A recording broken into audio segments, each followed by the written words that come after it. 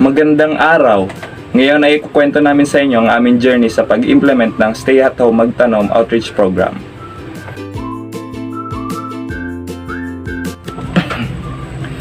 Sa unang linggo ay pumunta na kami sa lugar ng aming pagtataniman. Pagdating namin ay agad naman kaming inassign ng aming guro kung saan ang pwesto namin sa pagtatanim. Nang kami ay na-assign na sa aming pwesto ay agad namin itong nilinisan. Buong linggo namin itong linisan upang mas maging maganda ang kalidad ng lupa at mas maganda ang kalalabasan ng aming mga tinanim. Sa ikalawang linggo ay lininisan muna namin ang aming lugar na pagtataniman. Pagkatapos naman namin itong linisan ay agad naman kaming gumawa ng 4 na plot. Kinabukasan naman ito ay patuloy pa rin kami sa pag-aayos ng aming mga plot. Pinipino at inaalisan namin ito ng mga tira-tirang ugat ng damo para mas gumanda ang kalidad ng aming pananim. Sa ikatlong linggo, ay linisan muna namin ang aming lugar sa pagtatanim. Pagtapos naman namin itong linisan ay nilipat na namin ang plot. Sa plot ang aming pinatubong sili at kamatis. Siniguro namin na nakatapat ito sa panaarawan para mabilis ang paglagay nito. Sunod na araw naman ay sinimulan na namin ang pagtanim ng okra at pichay. Siniguro naman na hindi na arawan ng masyado ang pichay dahil sa posible itong mamatay sa sobrang init ng panahon. Sa ika-4 na linggo ay patuloy namin itong dinitiligan araw-araw tuwing umaga at hapon. Palit-palitan kami ng aming grupo kung sino ang magtitilig. Sa buong linggo ng pagtitilig ay kapansin-pansin na ang paglaki ng aming tanim ng pechay. Masigla din ang aming tanim na kamatis at sili. Sa ikalimang linggo ay patuloy pa rin kami sa pagdidilig. Kapansin-pansin na ang pagtubo ng tanim namin na okra. Pagkatapos namin diligan ang mga pananim ay nagtimpla na kami ng abono at inilagay ito sa mga pananim maliban sa okra dahil kakatubo pa lamang nito. Sa ika-6 na linggo ay kapansin-pansin na ang paglaki ng pechay, kaya naman ay nilipit namin ito sa mas maayos na posisyon para mas patuloy itong lumaki. Pagkalipat namin nito ay agad namin itong diniligan at iba pang mga tanim. Kapitong linggo, may napansin kami mga namatay na tanim na kamatis, pechay, sili at okra.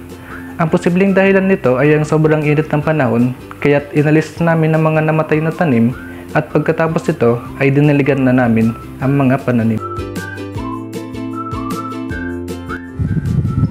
Ikawalong linggo, nakita na namin na lumalaki na ang bunga ng aming okra at sili.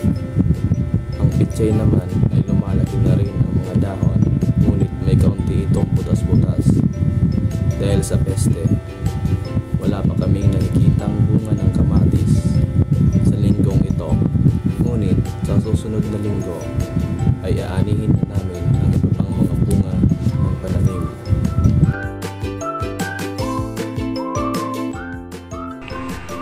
Sa ika-9 na linggo ay inani na nga namin ang mga pananim na pechay, sili at okra.